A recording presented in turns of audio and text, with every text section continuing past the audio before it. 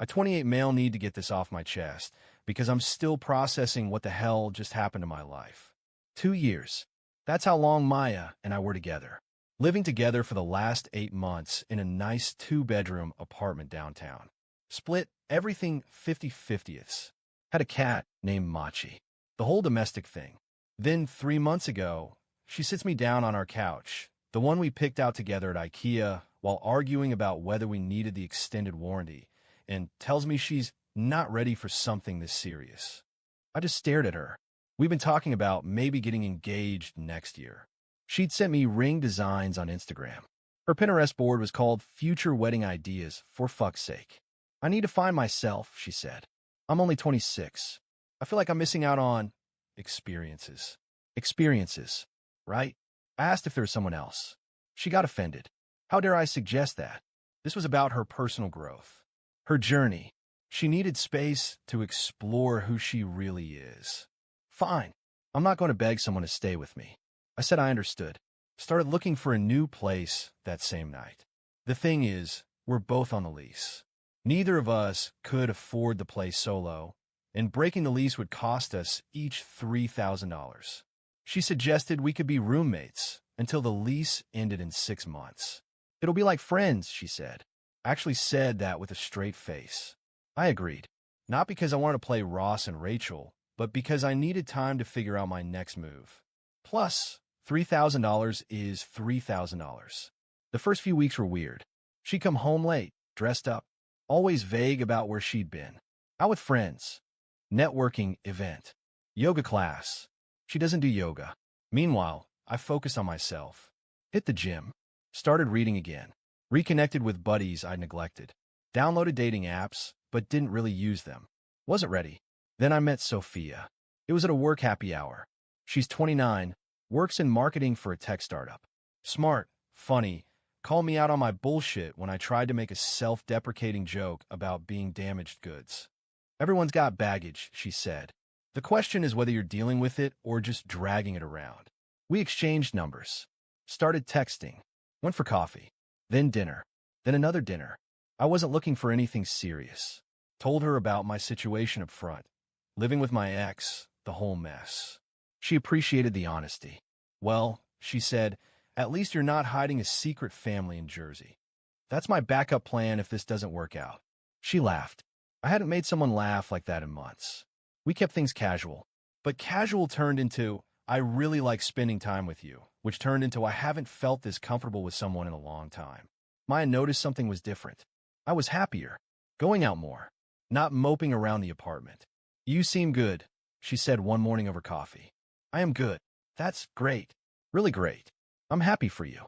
She didn't look happy. Fast forward to last weekend. I'm at a birthday party for a mutual friend. Sophia's with me. We're not all over each other or anything, just clearly together. Holding hands. Normal couple stuff. Maya walks in, sees us. Her face goes through about 17 different emotions in 3 seconds. She comes over all smiles. Introduces herself to Sophia. They chat. Everything's super friendly and mature. I'm thinking maybe we've all evolved past petty drama. I was wrong. Sunday morning, 7 a.m., my phone's blowing up. Maya's calling. I don't answer. I'm asleep. She calls again and again. Finally, I pick up. She's sobbing. Can barely understand her through the tears. How could you do this to me? Do what? You're dating someone. Becca told me you've been seeing her for over a month. Maya, we broke up. You broke up with me. I thought you'd wait. Wait for what? For me to be ready. I told you I needed time. You told me you weren't ready for something serious. So I respected that. I moved on. But it's only been 3 months. What's the appropriate mourning period for a relationship you ended? You're being cruel. I'm being honest. You wanted to explore. Go explore. I'm not stopping you. But I love you. You broke up with me. I needed space. You got it. She hung up, then texted me a novel about how I'd betrayed her trust, how she thought we had an understanding, how I was just trying to hurt her. I didn't respond. But here's where it gets interesting. Turns out Maya's journey of self-discovery involved discovering herself in my former coworker Dylan's bed. Multiple times. Starting about 2 weeks before she broke up with me. I found out through Instagram. She forgot I still had access to her iPad we used to share for Netflix. Her messages were syncing. Saw the whole thing. Pictures and everything. The yoga classes, dick appointments, the networking events, dick appointments, the out with friends. You get the pattern. But here's the kicker, Dylan. He's been in a relationship for 3 years. His girlfriend had no idea. So I did what any rational person would do. Nothing. I screenshot everything, saved it to a folder labeled Taxes 2023, and went about my life. Because here's what I realized. Maya thought she was playing 4D chess.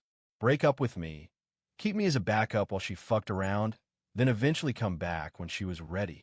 I'd be there waiting like a loyal golden retriever, because where else would I go?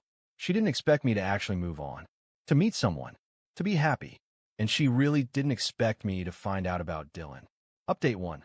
Things got worse. So remember how I said I did nothing with those screenshots? That was true, for about a week. Then Dylan's girlfriend, Priya, DM'd me on Instagram. I guess in her paranoia, she'd been doing a deep dive on his social media and saw an old tagged photo of us from a work thing. Hey, weird question, and sorry to be a social media stalker, she wrote, but you used to work with Dylan, right? Is Maya your ex? My stomach dropped. Yeah, to both. Why? I think something's going on with them. Call me paranoid, but my intuition is screaming at me. Decision time. I could lie, stay out of it. Or I could tell the truth. I told the truth. Sent her the screenshots. All of them. She called me immediately, crying, thanking me, apologizing for Maya. I told her she had nothing to apologize for. 3 years, she kept saying. 3 fucking years. The next day, Dylan shows up at my apartment. Maya's at work. He's panicking. Dude, what the fuck? Why would you tell Priya? She asked. You ruined my life. No, you ruined your life. I just provided evidence. Maya said you were cool with everything. Cool with what exactly? You know, the arrangement. What arrangement? Turns out Maya told him we had an open relationship, that I was seeing other people too. That's why she was so comfortable bringing him to our apartment when I wasn't there.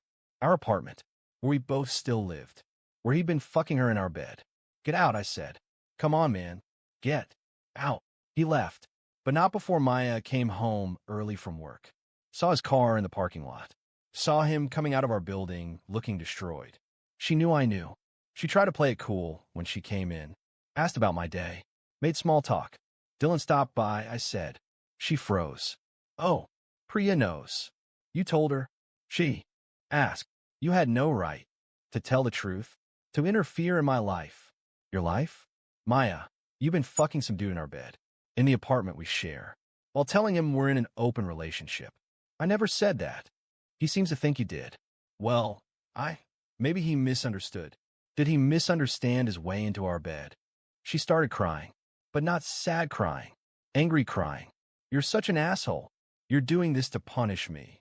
Doing what? Living my life? Dating someone who actually wants to be with me? You don't even like her. You're just using her to hurt me. I'm going to stop you right there. Sophia has nothing to do with you. My relationship with her is separate from whatever. A gesture between us, this was. We lived together, as roommates. Your idea, remember? She stormed off to her room, slammed the door. I heard her on the phone, probably with Dylan, or maybe some other guy. Who knows at this point? But here's where it gets legally interesting. I've been documenting everything. Every late night, she comes home. Every time she has someone over. Every violation of our roommate agreement. Yeah, we have a roommate agreement. I insisted on it when she suggested we stay living together.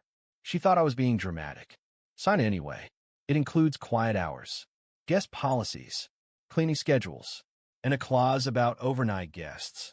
No more than 3 nights a week without the other roommate's consent. She's been violating it consistently. I haven't said anything. Just documenting. Time-stamped photos. Audio recordings, it's single-party consent in our state, I checked. Building a file for the property manager. Why? Because I found a loophole in our lease. If one tenant can prove the other is violating the lease terms or creating a hostile living environment, they can petition to have the other person removed without breaking the lease. It's a long shot. Requires documentation. Evidence. Proof of pattern behavior. Good thing I've been keeping receipts. Update 2. The lease situation exploded. I need to update you all because shit hit the fan in ways I didn't expect. So after the Dylan incident, Maya went scorched earth. Started bringing random dudes home every night. Like a different guy each time. Making sure I knew it too. Loud music, louder activities, leaving the living room a mess. I kept documenting. Kept my mouth shut. Kept seeing Sophia, who was surprisingly understanding about the whole circus. Your ex is really going through something, she said after Maya accidentally walked into the living room in lingerie while we were watching a movie. Yeah, something called consequences. 2 weeks ago, I filed the petition with our property management company. Hostile living environment, lease violations, the whole 9 yards. Had 47 pages of documentation. Photos, timestamps, links to the audio files of her and her guests at 3 a.m. on weeknights. They gave her 72 hours to respond. She lost her mind. You're trying to make me homeless? I'm trying to live in peace. You can find another place. I can't afford another place. That sounds like a you problem. We could have worked this out. We could have. Past tense. That ship sailed when you decided to turn our apartment into a frat house. But then she played what she thought was her trump card. I'll tell Sophia everything. Tell her what? About us. About how you still have feelings for me. About how you cry about me. When have I cried about you? I hear you at night. Maya, that's me laughing at Brooklyn Nine-Nine reruns. She didn't believe me. Texted Sophia from my phone while I was in the shower. Sent her this long message about how I was just using her to make Maya jealous. How I confessed my undying love for Maya just last week. How we'd hooked up multiple times since the breakup. Sophia called me immediately. I explained everything. Showed her my actual text history. The documentation. Everything. You know what she said? Your ex is unhinged. Wanting to come over with wine. She came over. Maya was there, smirking, thinking she'd won. Sophia walked in, looked at Maya, and said, "Oh, honey, no. Just no." Then she proceeded to psychologically dissect Maya for 15 minutes straight. I just stood there, mouth probably hanging open. It was like watching a surgeon at work. You're not upset he moved on, Sophia said, calm as anything. You're upset you lost control. This was never about love or missing him. It's about ego. You thought you could keep him as a backup while you played the field, and now you're throwing a tantrum because he didn't follow your script. Maya, try to interrupt. Sophia held up a hand. I'm not done. You know what your problem is? You think you're the main character in everyone else's story. But here's the truth. In his story, you're just the ex who couldn't handle her choices. And in my story, you're barely a footnote. Maya looked at me, desperate. Are you going to let her talk to me like that? She's not wrong. Maya grabbed her purse and left. Came back an hour later with her brother and his pickup truck. Started moving out that night. But here's the twist. She didn't go quietly. She called our property manager. Told them I was harassing her. That I was the one bringing people over. That I'd threatened her. They investigated. Asked for her evidence. She had none. I had 47 pages. They sided with me, but, and here's where it gets complicated, they also decided they didn't want either of us as tenants anymore. Too much drama. They gave us both 30 days to vacate. No lease-breaking fee, but we forfeit our security deposits. I was furious at first. Then I realized I wanted out anyway. This was my chance to start fresh. Maya, on the other hand, flipped out. Started posting on social media about how I'd made her homeless. How I was an abusive ex. How I'd manipulated the situation. People who knew the real story called her out. She deleted the posts. Made new ones. Deleted those too. Last I heard, she's staying with her parents. Dylan somehow convinced Priya to take him back. And I found a great one-bedroom closer to work. Update 3. The final chapter. It's been a month since I moved into my new place. Thought this drama was over. I was wrong. Last week, after Maya's social media meltdown had died down, I get a text from an unknown number. It's Maya's mom. I saw the things Maya was posting online and the comments from her mutual friends, she wrote. I need to know your side of the story. Can we talk? It's important. I almost ignored it. But curiosity won. I called her. Turns out, Maya's been telling her family a very different version of events. According to her, I cheated first. I was abusive. I got her kicked out of the apartment out of spite. the whole 9 yards. But her mom isn't stupid. She'd seen the public posts and noticed the inconsistencies when Maya couldn't keep her story straight. I just want to know the truth, her mom said. She's my daughter, but something doesn't add up. So I told her everything, even offered to send the documentation. That won't be necessary, she said. This explains a lot. Maya's always had trouble with accountability. Then she dropped a bomb. Did you know she's been doing this since high school? Apparently, Maya has a pattern. Date someone, get bored, line up the next guy, create drama to make herself the victim, rinse and repeat. Her mom's been watching it for over a decade. I hope she'd grown out of it, her mom said. I'm sorry you got caught in it. I thank her for calling and thought that was that. But yesterday, I get a LinkedIn notification. Maya viewed my profile. Then another notification. She viewed it again and again, 7 times in one day. Then came an email. Subject line, can we talk? I almost deleted it, but I read it. She misses me. She made a mistake. She's been in therapy for 2 weeks. She's changed. She realizes now what we had was special. She wants to meet for coffee, to apologize properly, to see if maybe, possibly, we could try again. Oh, and she mentioned she saw I was still with that girl, but that she respected my choices and just wanted closure. I forwarded the email to Sophia. Her response? The audacity is almost impressive. Almost. I haven't responded to Maya. Don't plan to.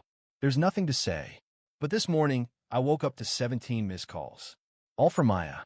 And a text. I saw you read my email. The least you could do is respond. I know you're home. Your car is in your parking spot. She knows where I live. She's been driving by my new place. Another text. I'm not stalking you. I was in the neighborhood. Then, can you just tell me if you're happy? I need to know. Then, I'm sorry. Ignore those texts. I'm just having a hard time. Then, actually no. I deserve a response. We were together for 2 years. Then, fine. Be with your rebound. She'll never love you like I did. I blocked her number, but she called from her work phone, left a voicemail about how blocking her was immature and proved I still had feelings. Sophia suggested I get a restraining order. I'm considering it. But the craziest part? Last night, I went for a beer at this place near my old office. And of all the gin joints in all the towns, I run into Dylan, sitting at the bar alone. He apologized for everything. Bought me a beer. We actually talked. Turns out, Maya pulled the same shit with him. Told him Priya was controlling. That their relationship was basically over. That he deserved better. She had me convinced I was in a toxic relationship, he said. Meanwhile, she was the toxic one. He and Priya are in couples counseling. Working through it. Good luck to them, I guess. Not my circus, not my monkeys. He seems genuinely remorseful. For what it's worth, he said, you dodged a bullet. I know. No, man. You don't. After you exposed everything, other guys started coming forward. She was juggling like 4 of us. Had a whole rotation. Different story for each guy. For guys. While living with me. While telling me she loved me that morning in the kitchen. I went home and looked at old photos of us. Tried to see the red flags I missed. They were there. The way she'd guard her phone. The sudden new interests that would disappear just as quickly. The friends she'd mentioned once and never again. Sophia found me going through them. You okay? Yeah, just processing. It's okay to mourn the relationship you thought you had. I don't think I'm mourning. I think I'm just amazed. How'd I not see it? Because you're not a manipulative person. You don't think like that. It's not a weakness. It's actually pretty nice. She's right. I'd rather be someone who trusts too much than someone who can't trust at all. This morning, I got one final email from Maya. Different email address. Subject: the truth. In it, she admitted to everything. The cheating, the lies, the manipulation. But she framed it as her being afraid of vulnerability and self-sabotaging because she loved me too much. She ended with, I know you'll never forgive me, but I need you to know that what we had was real. At least for me. I didn't respond, but I did forward it to her mom, who had asked me to let her know if Maya reached out again. Her mom's response was short. We're getting her help. I'm so sorry. So that's where things stand. I'm in my new place. Still with Sophia, who's been incredible through all this. Maya's hopefully getting the help she needs. And I'm just living my life. It's quieter now. Calmer. I can watch Brooklyn Nine-Nine without someone accusing me of using it as emotional warfare. The trust issues will take time to work through. The paranoia every time Sophia's phone buzzes. The reflex to check her story against reality. But I'm working on it. We both are. Because here's what I learned. When someone tells you they're not ready for something serious, believe them, even if they don't believe it themselves. And when someone shows you who they really are, believe that too. The first time, not the 17th. Edit. Since some of you asked, yes, Machi the cat is with me. Maya tried to claim she bought all his stuff, but I had the receipts. Literally. He's currently sleeping on my keyboard as I type this.